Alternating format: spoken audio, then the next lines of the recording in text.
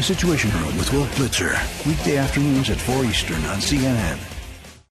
In the hours before, during, and after Superstorm Sandy, New York Mayor Michael Bloomberg's press briefings were critical. Yet often it was someone else who caught everyone's eye.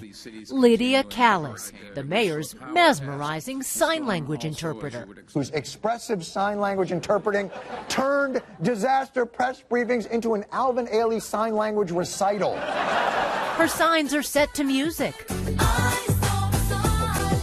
a Gangnam Style spoof. Oppan Gangnam Style.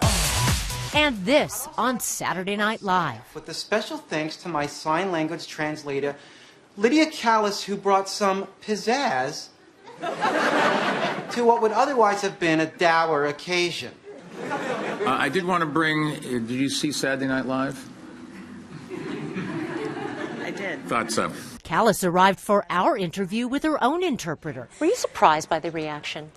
I actually was very surprised, naturally. I was a bit overwhelmed. But at the same time, I felt like, wow, this is great. If this is what's going to shine light and bring it to the deaf community and the culture and the language, then it's a beautiful thing, and I'm all for it. 2 to 4 out of every 1,000 Americans are functionally deaf. What was this all about when you were doing that? Those are signs for the storm. Okay. So when you have wind, you would go like this for wind. Wind. Yes. Callis's mom and 3 siblings are deaf. Sign language was her first language. If you watched any of the news reports, you could see that I was signing, but I was also mouthing the words as well, because you have people that are completely deaf, cannot read lips, cannot speak, and rely solely on sign language. And then you have people at the complete other end of the spectrum who are oral and can speak for themselves and have some hearing, who are hard of hearing and can't understand sign language. But why so expressive? His tone was very fierce, it was very strong, and I had to portray that through my message and my facial expressions,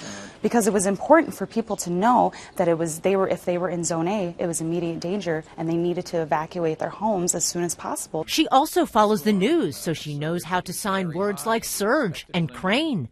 Then there are times the message for the deaf and the hearing are one and the same. In one of the pictures that was taken of me and the mayor, we are looking at one of the reporters. We both have our hands in the air looking at the reporter like, are you kidding me? Callis says it's all about interpreting the mayor's message as faithfully as possible. Her fans say.